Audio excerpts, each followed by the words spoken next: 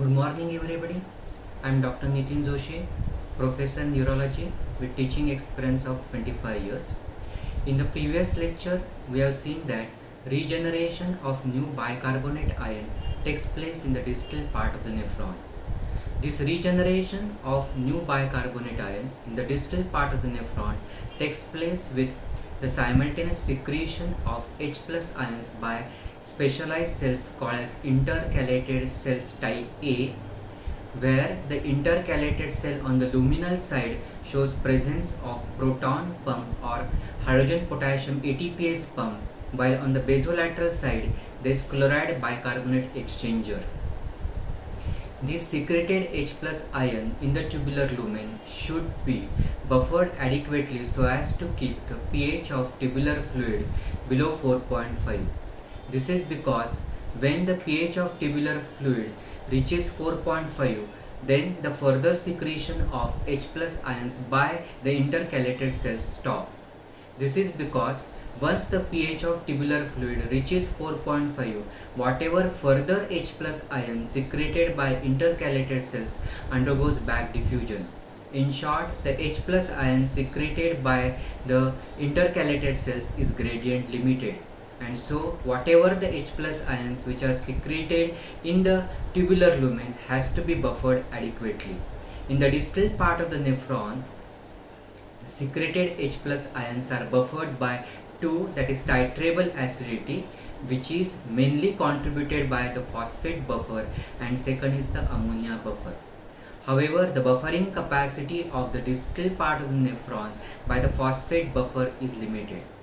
However, whenever there is severe acidotic condition, in order to maintain the normal blood pH, because maintenance of normal blood pH is important for the survival of the person, and so the maintenance of normal H plus ion by kidney is possible only if whatever excess H plus ions are secreted in the distal part of the nephron are buffered adequately.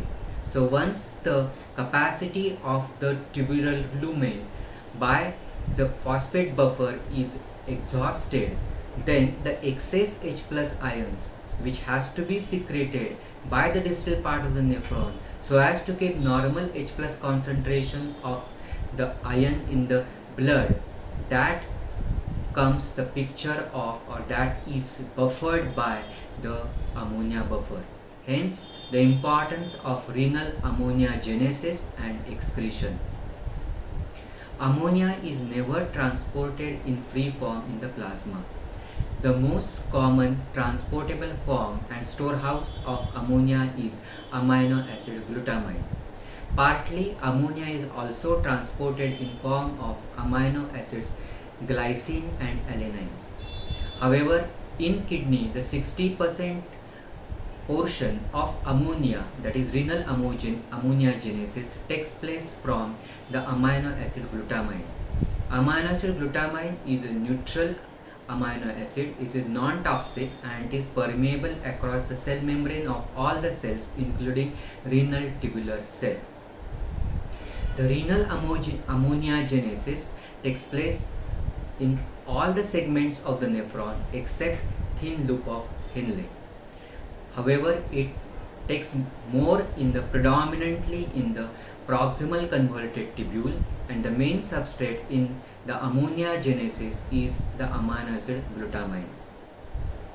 So the amino acid glutamine passes freely from the peritubular capillaries across the cell membrane of the convoluted tubules, that is the proximal convoluted tubule, descending limb, but not the thin loop, then the thick ascending limb, distal convoluted tubule, collecting tubule.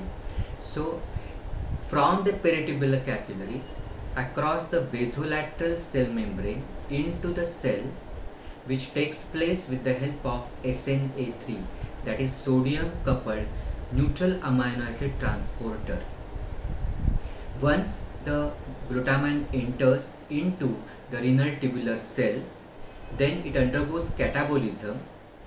In the first step, it undergoes catabolism with the help of enzyme glutaminase, where it undergoes deamination and deamidation. So the glutamine gets converted into glutamic acid or glutamate plus first molecule of ammonia. Then these glutamate further undergoes catabolism with the help of glutamate dehydrogenase to form alpha ketoglutaric acid and ammonia. Alpha ketoglutaric acid enters TCA cycle.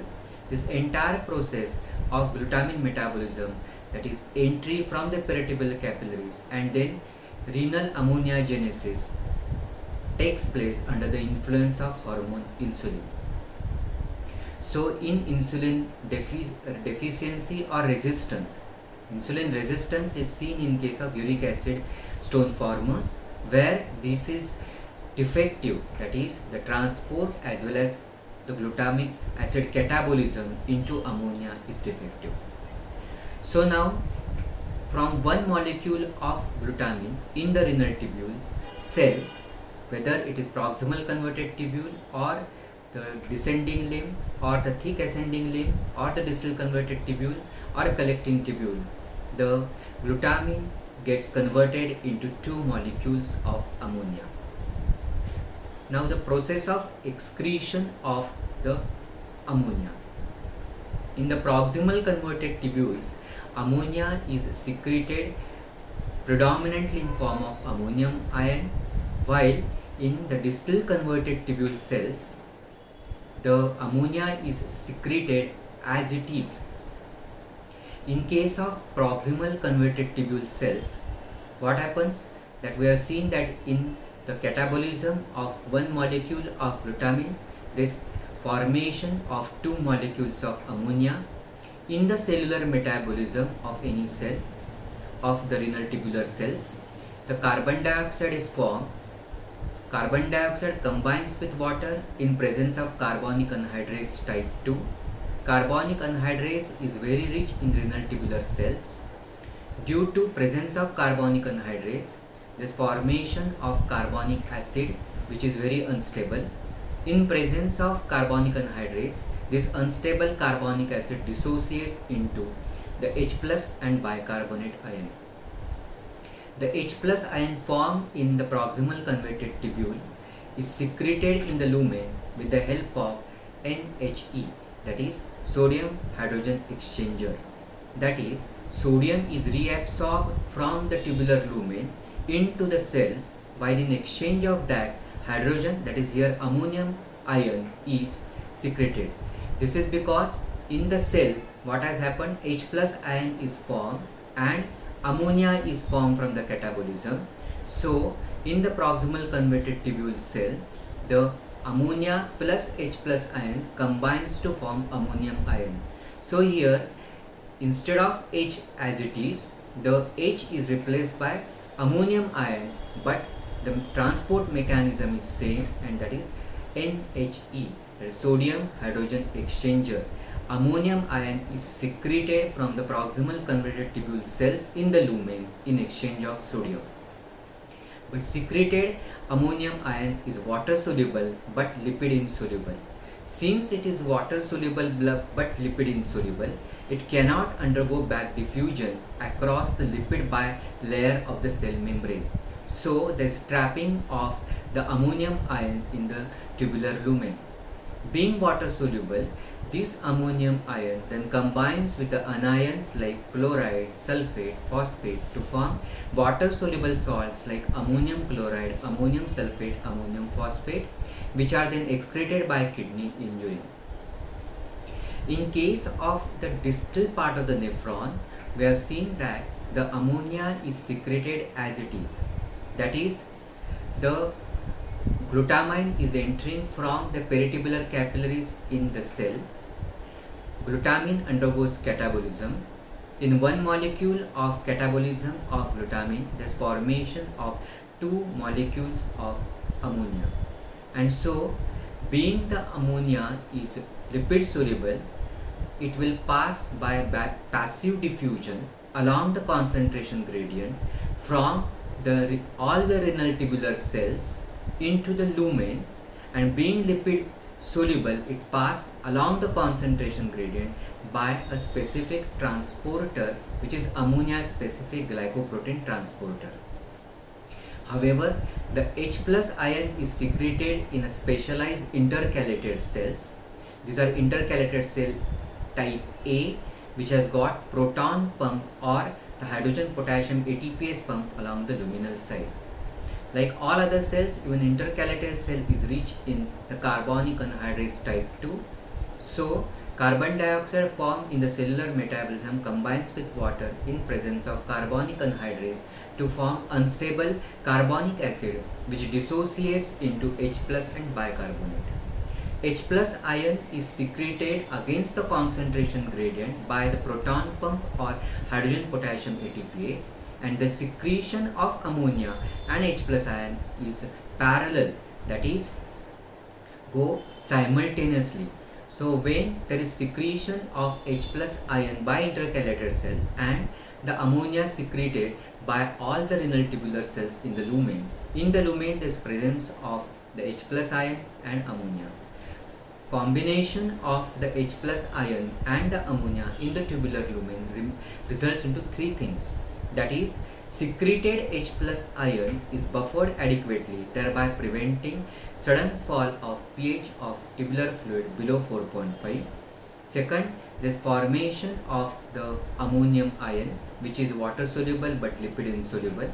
So it gets trapped, it cannot go back diffusion across the lipid layer of the cell membrane, and due to combination of ammonia with the H plus ion, the concentration of ammonia in the tubular lumen remains low, thus maintaining a concentration gradient, that is higher concentration of ammonia in the tubular cells with low concentration in the tubular lumen, maintaining a concentration gradient allowing the passive diffusion across the cell membrane along the concentration gradient.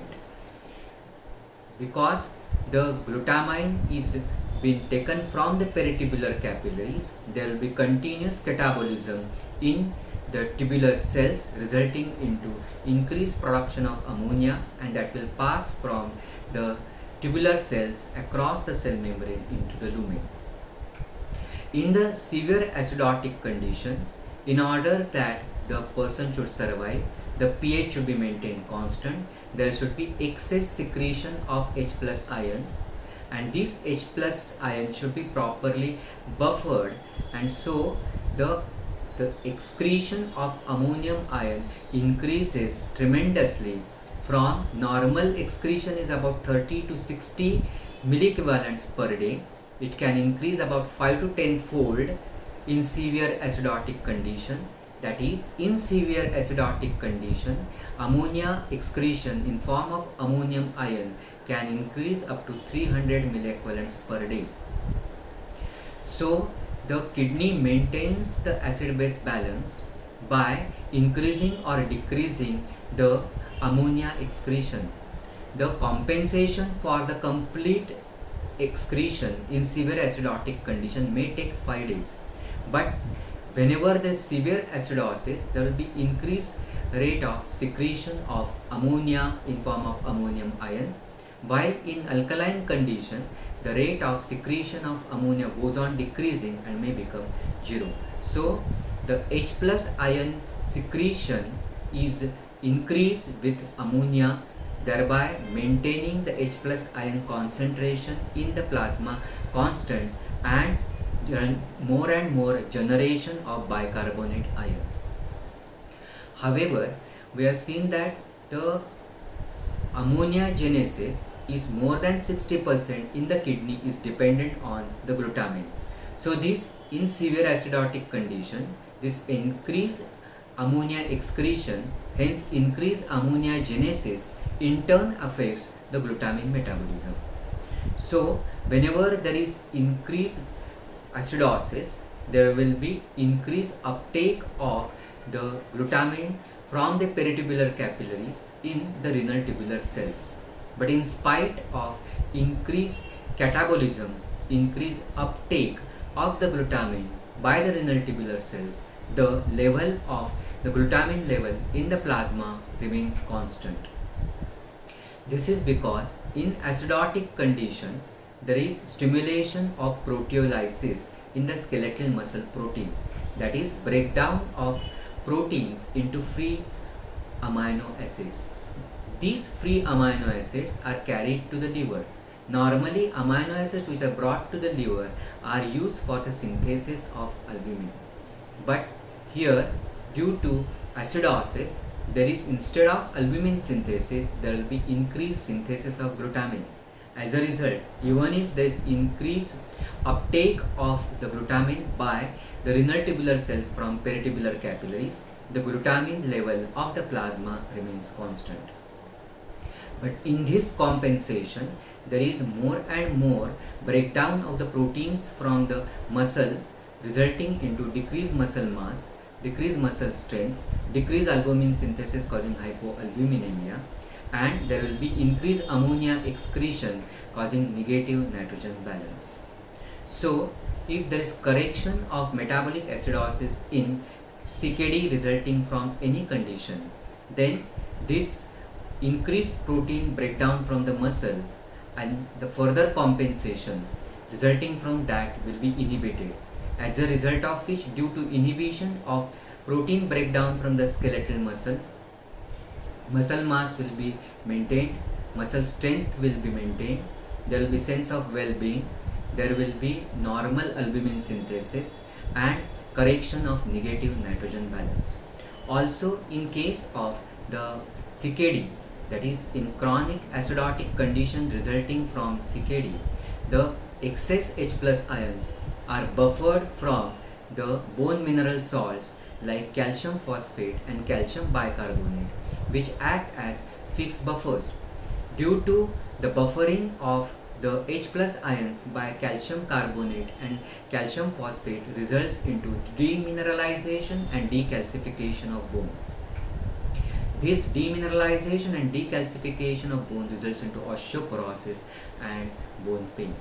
So, correction of acidosis in the chronic renal failure resulting from bilateral obstructive uropathy as well as post-tracheal valves or reflux will result into improvement in the muscle mass, muscle strength, sense of well-beingness, correction of negative nitrogen balance, proper albumin synthesis, prevention of osteoporosis and demineralization of bone and bone pain, and thus sense of well-beingness.